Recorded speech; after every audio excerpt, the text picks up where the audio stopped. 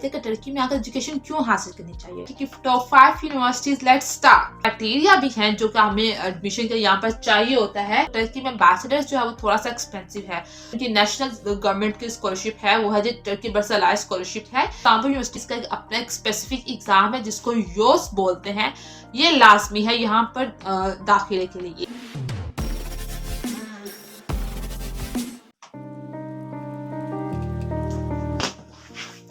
अस्सलामुअलैकुम, उम्मीद करती हूँ कि आप लोग बिल्कुल खैरियत के साथ होंगे और आपके इस चैनल पर बहुत अच्छा रिस्पांस है।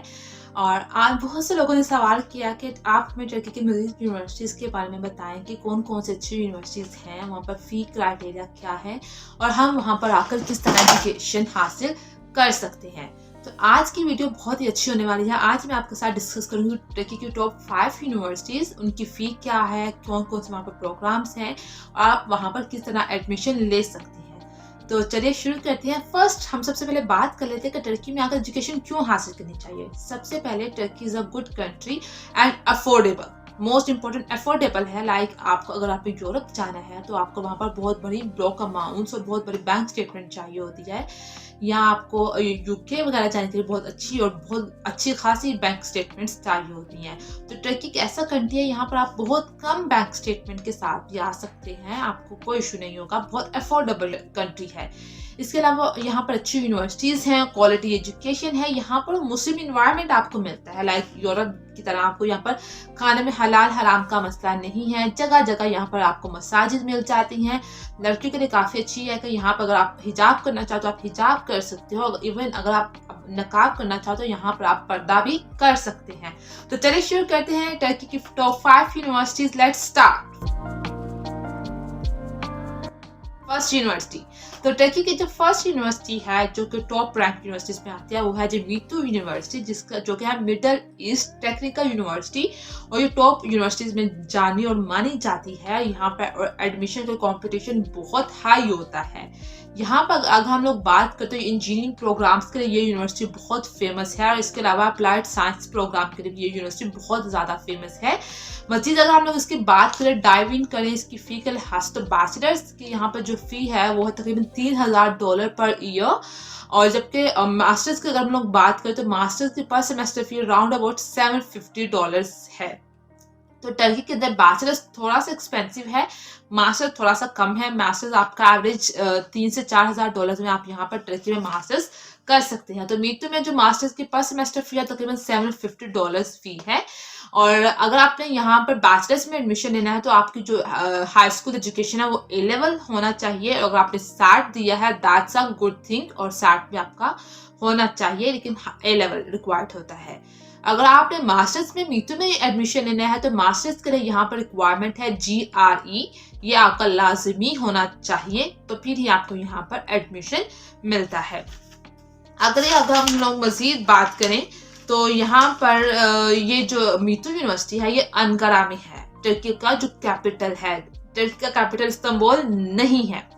सो मीतू यूनिवर्सिटी तो है अनकारा में। सेकंड यूनिवर्सिटी की बात कर लेते हैं, वो है बोआस्टी यूनिवर्सिटी जो कि इस्तांबुल में वाक़या है। और बोआस्टी भी टॉप यूनिवर्सिटीज़ में आते हैं। यहाँ पे भी इंजीनियरिंग के प्रोग्राम्स पाए जाते हैं अच्छे, इकोनॉमिक्स के प्रोग्राम अच्छे हैं, और इसके अलावा सोशल साइंसेस के प्रोग्राम्स भी यहाँ पर आपको अच्छे मिल जाते हैं। फी की बात करें तो अभी मैं जो 4 यूनिवर्सिटीज डिस्कस करूंगी, मेरे पास इनके एग्जैक्ट फिगर्स तो नहीं है। मीतू के आपको मैंने एग्जैक्ट फिगर बता दिए, लेकिन जो 4 यूनिवर्सिटीज है इसके लिए मैं आपको एवरेज और राउंड अबाउट बताऊंगी। बाकी फी का रिसर्च आपने बाय सेल्फ करना है, क्योंकि फी जो है वो वेरी करती है program to program, bachelors to masters. तो राउंड अबाउट फी यहाँ पर जो मुझे रिसर्च के दौरान मिली वो तकरीबन आपको $800,000 से लेकर $4,000 के आसपास यहाँ पर फी है, राउंड अबाउट एवरेज। और लैंग्वेज आपको यहाँ पर एजुकेशन इंग्लिश में मिल जाती है। और एडमिशन के लिए यहाँ पर आपको SAT दिया होना चाहिए या IELTS और TOEFL आपका होना चाहिए, और इसके साथ आपको गुड GPA, पिछले एजुकेशन में आपकी अच्छी परसेंटेज भी होनी चाहिए। थर्ड यूनिवर्सिटी की बात कर लेते हैं, दैट इज कोच यूनिवर्सिटी। बहुत अच्छी यूनिवर्सिटी है यहाँ पर, और थोड़ी सी एक्सपेंसिव भी है। एक्सपेंसिव इन द सेंस कि यहाँ पर आपको एवरेज फी जो है वो $15,000 से $18,000 पड़ जाती है। और ये जो यूनिवर्सिटी है कोच यूनिवर्सिटी, ये आपका रिसर्च पे बहुत ज़्यादा फोकस कराती है, और इसके अलावा आपको स्कॉलरशिप भी ऑफर करती है। डोंट वरी, अगर आपको फीस ज़्यादा लग रही है तो आप अपनी प्रोफाइल को इतना अच्छा कर लेंगे आपको स्कॉलरशिप ऑफर होते हैं। तो कोच यूनिवर्सिटी आपको स्कॉलरशिप भी ऑफर करती है और प्रोग्राम्स आपको यहाँ पर इंग्लिश में मिल जाते हैं।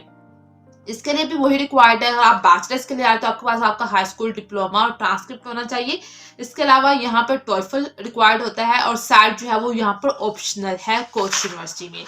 नेक्स्ट अगर हम लोग बात कर ले वो हमारे पास स्पांजी यूनिवर्सिटी, जिन्होंने जन्नत के पत्ते पढ़ा है उनको तो स्पांजी यूनिवर्सिटी का डेफिनेटली पता होगा। स्पांजी university is one of the top universities of the Turkey और थोड़ी सी महंगी भी है, एलीट क्लास में आ जाती है। यहाँ पर आपको जो एवरेज फी है तकरीबन 12 से 18,000 डॉलर पर ईयर आ जाती है।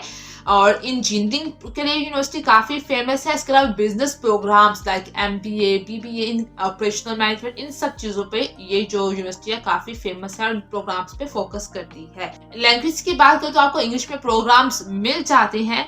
और अगर हम लोग बात करें क्राइटेरिया क्या है, कैसे एडमिशन मिलेगा, तो टॉइफल या आर्ट्स यहाँ पर आपको लाजमी चाहिए होता है। इसके अलावा स्ट्रॉन्ग प्रोफाइल बहुत जरूरी है। जरूरी नहीं है कि आपने आर्ट्स और टॉइफल किया तो आपको एडमिशन मिल जाएगा। असल में ये टॉप यूनिवर्सिटीज है, यहाँ पर एडमिशन कंपटीशन इतना ज़्यादा हाई होता है कि आर्ट्स और टॉइफल के बावजूद एडमिशन समटाइम्स नहीं मिलता। तो आपकी ओवरऑल प्रोफाइल भी बहुत ज़्यादा स्ट्रॉन्ग होनी चाहिए। Fifth and last university of the today अगर हम लोग बात करें तो वो है हमारे पास इस्तांबुल यूनिवर्सिटी, और ये इस्तांबुल में ही वाक़या है और ये अफोर्डेबल यूनिवर्सिटीज में काउंट हो जाती है और यहाँ पर आपको डाइवर्स प्रोग्राम मिल जाते हैं।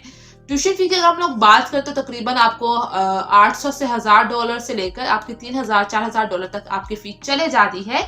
और लैंग्वेज की बात करें तो आपको इंग्लिश में प्रोग्राम्स मिल जाते हैं, कुछ यहाँ पर आपको टर्किश में भी मिल सकते हैं।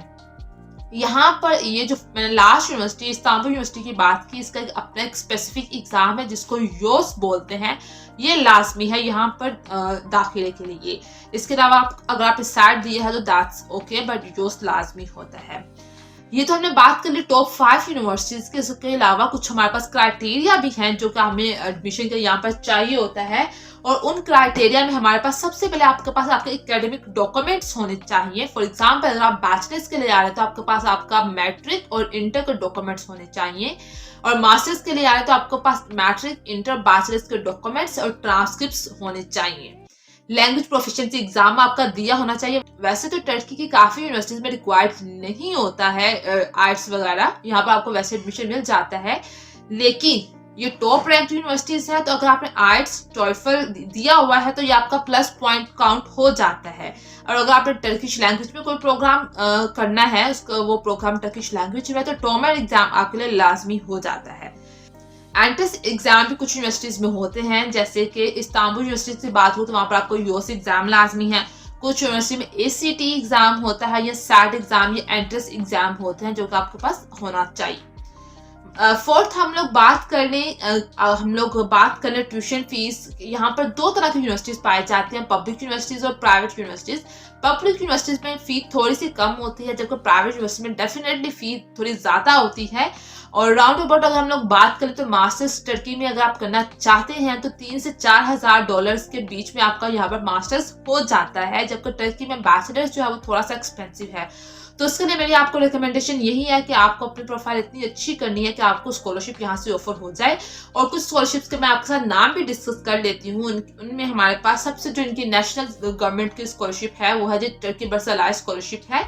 ये हर साल जनवरी से फरवरी तक आती है और बहुत कॉम्पिटिशन होता है, बहुत अच्छा स्टाइपेंड ऑफर करती है ये स्कॉलरशिप।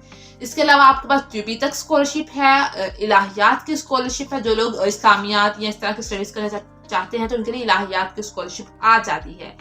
हाँ भाई, हमारे पास लास्ट पॉइंट है कि आपको एडमिशन कब अप्लाई करना चाहिए। तो मोस्टली तो यहाँ यूनिवर्सिटीज में जो एडमिशन होता है वो होता है फॉल इनटेक में, यानी कि सितंबर इनटेक में यहाँ पर क्लासेस शुरू होती हैं।